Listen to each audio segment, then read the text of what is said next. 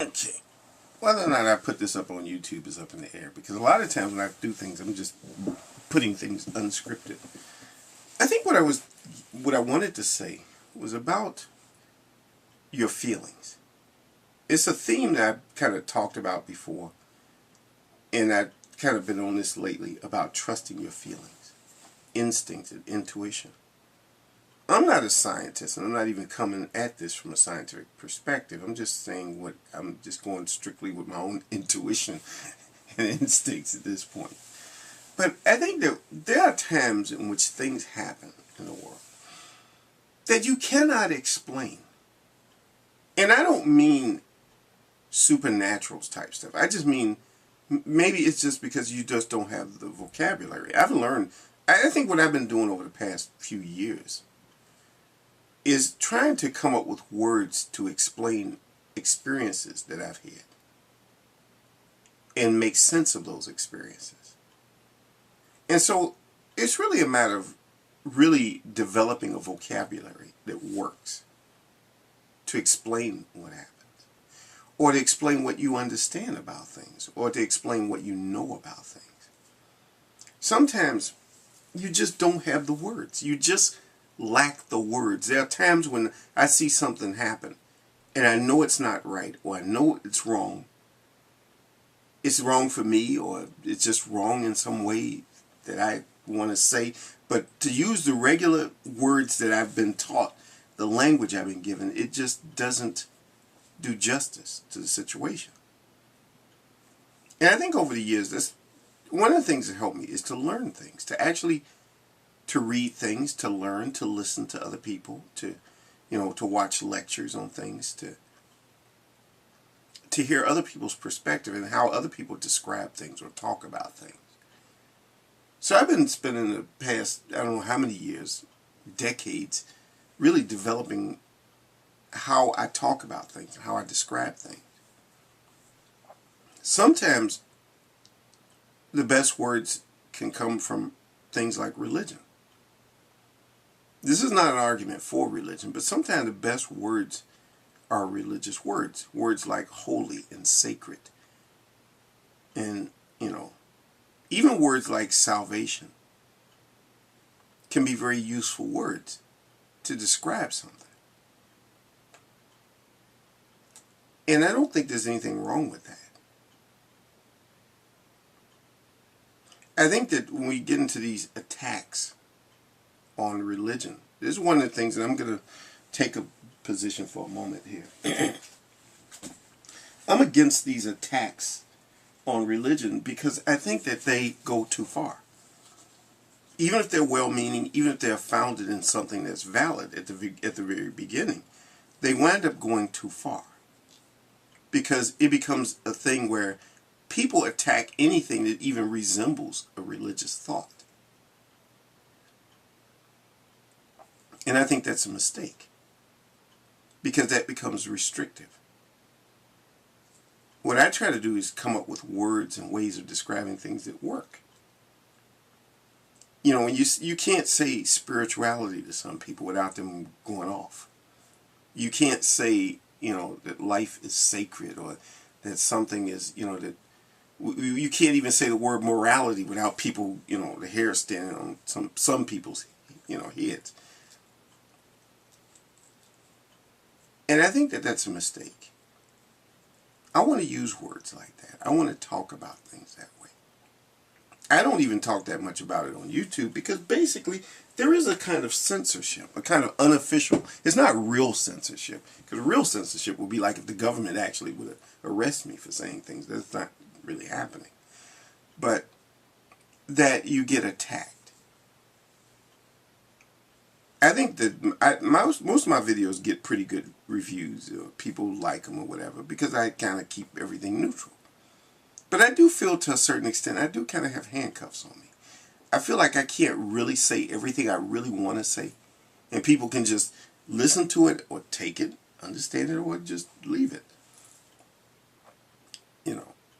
I think I should really thank one particular person whose name I won't mention, who was attacking me at one time, really relentlessly attacking me, until I basically threatened to cut him off and block him from my channel. And then I think he stopped after that. But, you know, I want to talk about things that are spiritual without sounding like a guru, because I'm not that kind of a person. I'm not a guru-y type of person. There are things also, there are lots of things that I can say. Lots of things on my mind.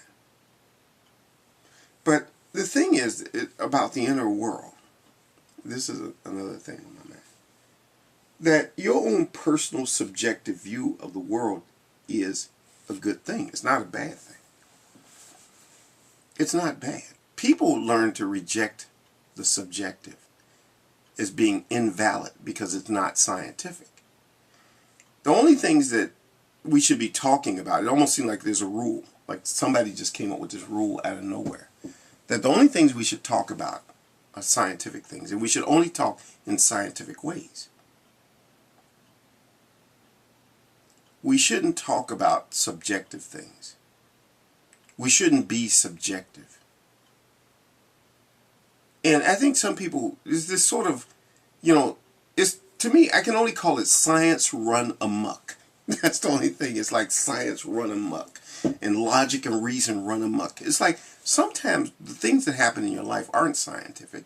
And they aren't even rational.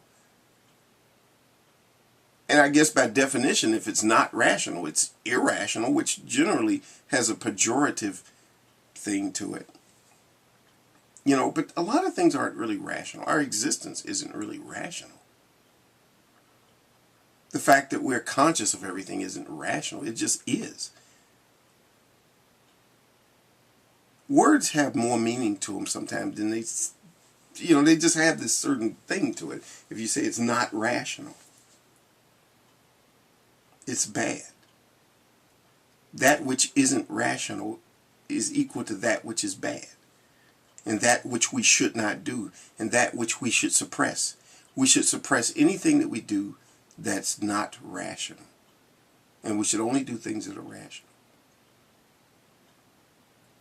And I think this whole movement goes a little bit too far. This movement of, you know, and it comes out of the atheism thing. And it's not an attack on atheism. It's just the fact that I think people connect things up with rationalism and science and being rational and logical and rational and everything we do. You know, sometimes I want to go out and run through the park and singing, and it's not really rational. It's just I feel like it. I'm out there, I'm all by myself, nobody else is around. You know. I want to paint rocks. I mean, that's not rational. I actually didn't get this ideal from anybody. I just thought that would be interesting to do. That's not rational. It's just what I do. But if it makes money, you know, it's funny that once something starts making money, it suddenly becomes rational. Well, that makes sense. That's why you did it, to make money. Well, no, that's more of a coincidence than a fact. Although I haven't made a single penny off of my rocks. I think I'm just talking about things, but I think that there are a lot of people who do feel what I'm feeling. This whole thing about too much rationalism, too much focus on that, and that kind of becomes a thing which restricts you.